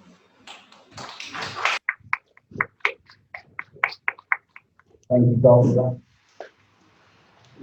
And Golda mentioned Kathy. Kathy, can you put your hand up? I spoke to Kathy on the telephone, but I never actually. Kathy's on Zoom. Okay, she didn't actually make it. No, yeah. hello. I'm on Zoom. She didn't want to speak, Kathy. But maybe, Kathy, maybe you've changed your mind, and if you do want to speak on Zoom. Yeah. Yes, do you want to say something, Kathy? Hello, yes, here I am. How are you? Okay. Can you hear me? Yes, Kathy. How about you share a few words, and if you want to share about the beautiful experience that you had also when you were there with her when she passed away. Tell us a little bit about that. It was actually quite moving as well, if you want to. Judy, as well as being a friend, is a close neighbour. That's how I originally met her. And so it was quite easy for me to duck up to the hospital and back again because it's not far from where we both live. On the night that on the Monday morning, it was about 3 o'clock on Monday morning, the nurses at the hospital rang me and said, look, she's not doing very well, and asked me if I could go up. And I said, yes, I'm happy to do that. It was up there and very quickly. Couldn't get inside, and eventually couldn't get inside the hospital, and eventually was spoken to by two men who told me how to get in. And I went up, and Judy was quite distressed at that stage, not awake, but very distressed. So I just grabbed her hand, patted her forehead, and sort of soothed and let her know that I was there, and she calmed down very quickly. And for the rest of the couple of hours before she passed, she was very calm and very happy. The two people that I'd seen in the car park, one of them came back up to the room just to check that everything was okay. It was actually the fellow who runs the hospital of a night time, who was the manager of the hospital in the evening, just checking that everything was fine and whether we had everything we needed, which was I thought was really lovely. Around her that night, or when I was up there, were lots of angels. Yeah, I can sort of, like Judy, I have a mediumship ability as well. And around her bed were very, very big angels holding her with their wings, giving her strength, giving her energy, and just purely loving her and making the whole experience very calm and very loving experience. Her mother was also there. Her mother came to greet her. I'm sure there were other family members as well, but I couldn't connect with who they were. But her mother and the angels were there, and they stayed with her the whole time. And when, as sort of, she did actually go, they did take her up to the light. They travelled with her. She was never on her own at any point in time, and she died very, very, very peacefully. It was a beautiful passing, which I was very grateful for. Thank you. Thank you. Thank you. Thank you, Kathy. And it's just interesting that Kathy is a medium as well as Judy was, of course. And I never knew that about Judy till one of the last times I spoke to Judy. Because she wasn't someone to boast and talk about her spiritual prowess and abilities. But then I heard that she gets these messages from people. And I'm like, oh, Judy, you get messages. What have I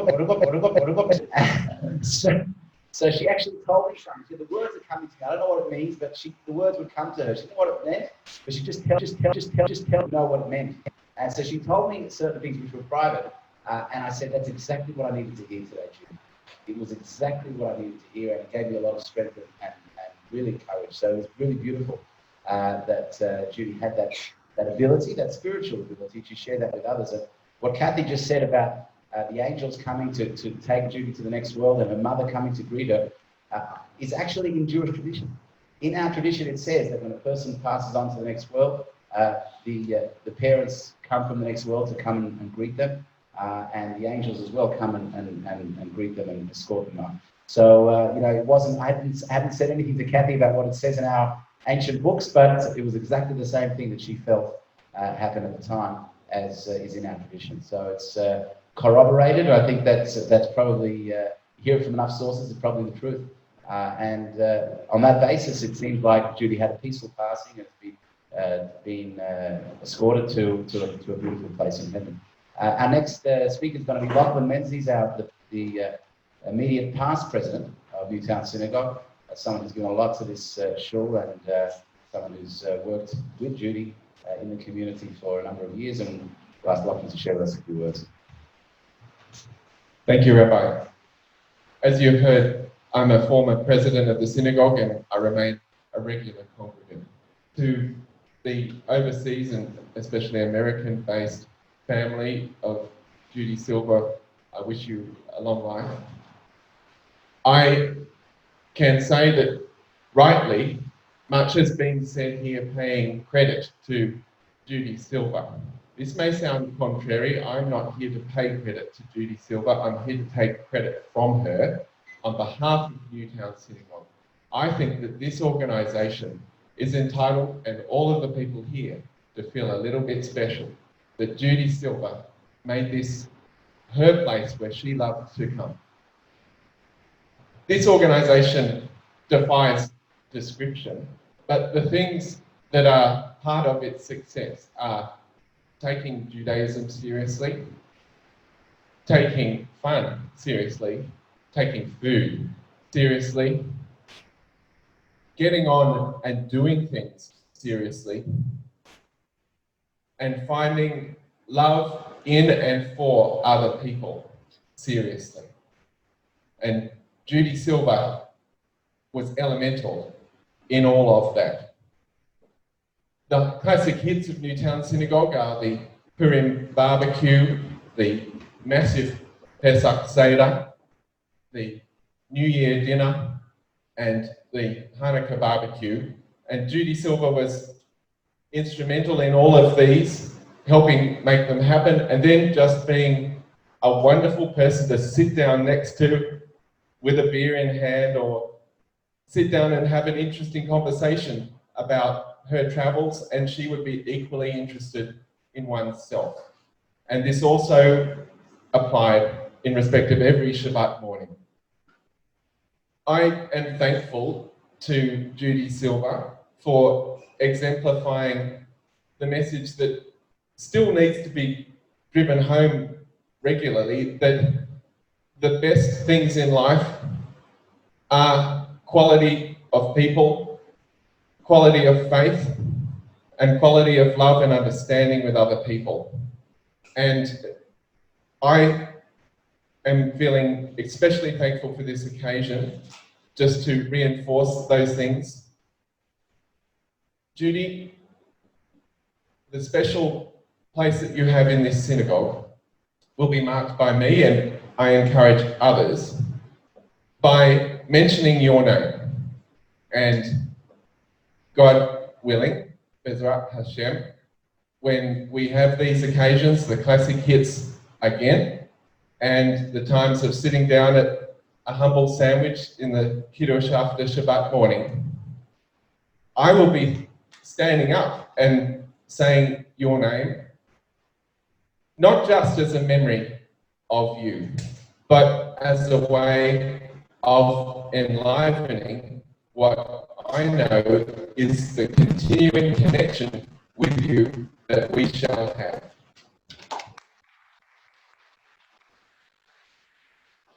Thank you, Lachlan. That's very, very beautiful. And Lachlan mentioned that not only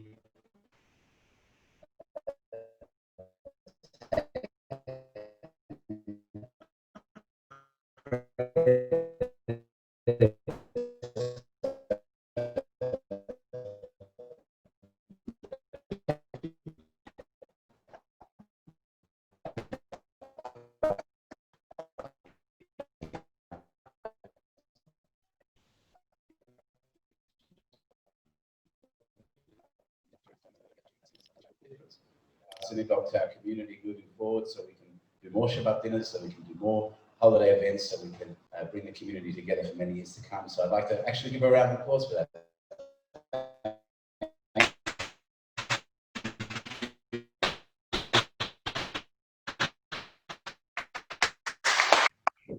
And yes, we had Sivan wanted to say a few words, so I'll come forward. And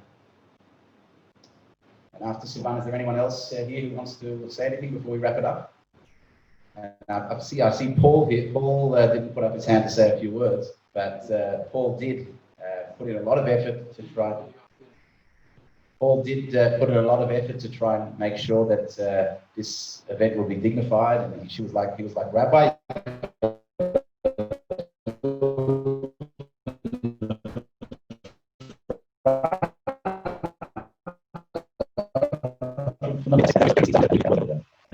Of course, Diana says I shouldn't do thank yous because it's going to be never ending. But the Harrises, I think, were involved as well helping today, and I can't help myself.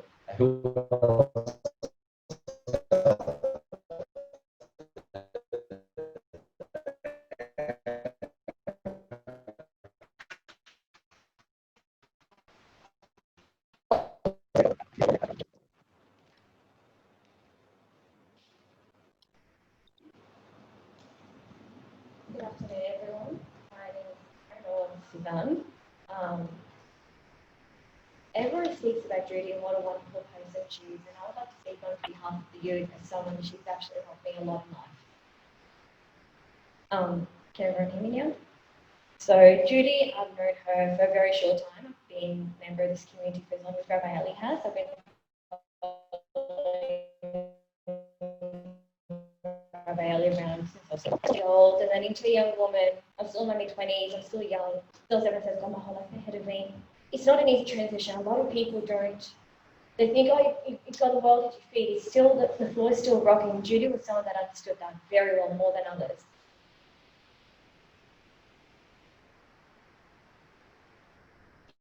She helped me understand who I am in terms of who I am and what is my place in society. A lot of people in the community would know I used to work a very high-end corporate job.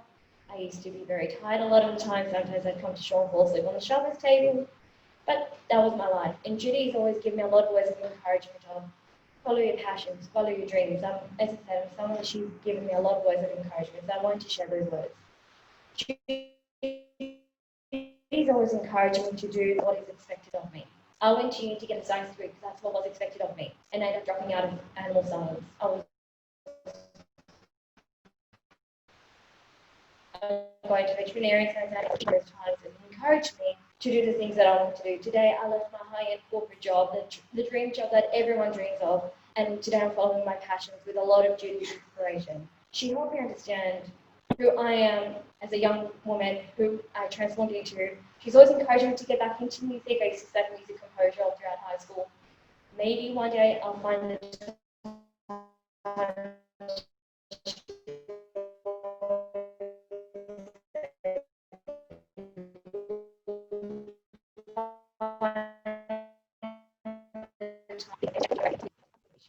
always here. Every Friday night, every Saturday morning, she was here. She's the one person I could always count on. Also being a migrant and not having a lot of family.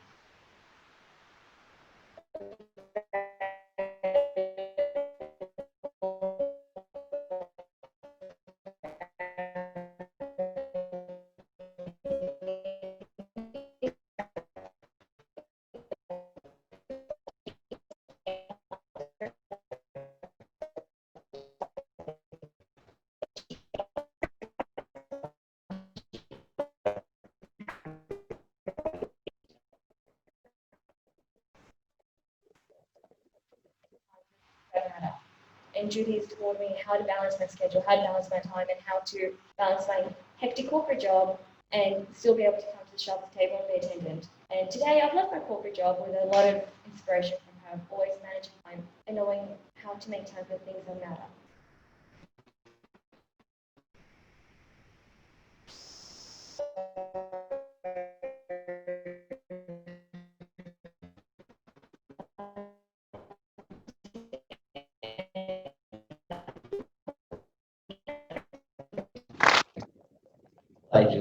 Of all stages, of all religions, of all backgrounds, of all genders. It didn't matter. She was a really special person. Lives on. And just to end off with a note, a practical note, and that is that Judy, a couple of weeks ago, she lost pretty much.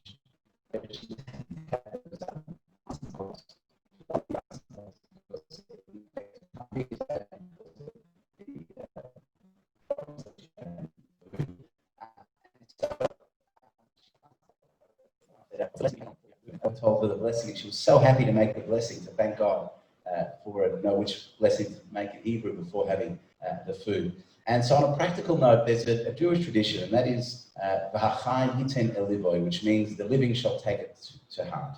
And the idea is that when someone passes away, their soul moves on to heaven, but their spirit continues to have an impact on this world, particularly when we do good deeds in their memory and in their honor. And when we do good deeds here in this world, in their memory and in their honor, their spirit doesn't just live on in heaven, but it continues to live on here in this world through the actions, good, positive, holy actions that we take. And there are three pillars in our tradition. There are three pillars that hold up the world, spiritual pillars. And the three spiritual pillars are Torah, Avodah, and Genulas Chasodim, which means Torah is the study of Torah, the study of God's wisdom. That's something that Judy was very much into. Avodah is prayer, connecting to God.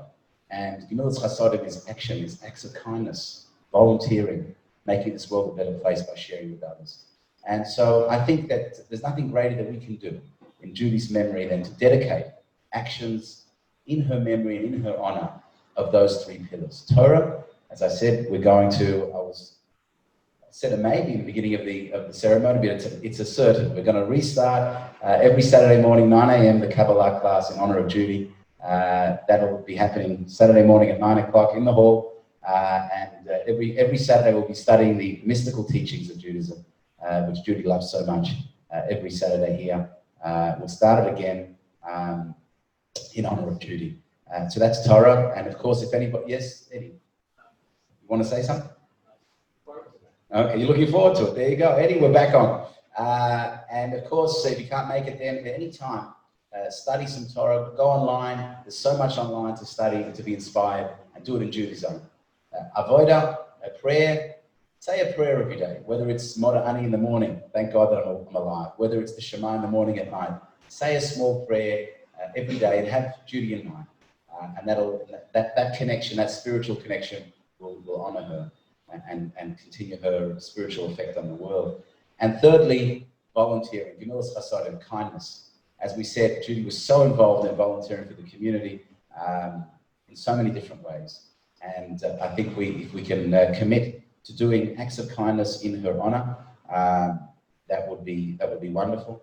My wife said that one of the things she sent me a text message saying we could honor her by following in her ways of not complaining, of being grateful for her blessings, which she was, and we should be grateful for our blessings that we have. And Judy was a source of delight for the world. And before Shabbat, we have a custom every Friday to light Shabbat candles, and Judy used to do it here in the hall before Shabbat. And so, in her honor and in her memory, if you don't yet light Shabbat candles, light a Shabbat candle every Friday. Do the mitzvah and have her in mind. And there's something that we can all do, and that is, and I thought about this in advance and organized it, and that is that Hanukkah is coming up, which is the Jewish festival of light.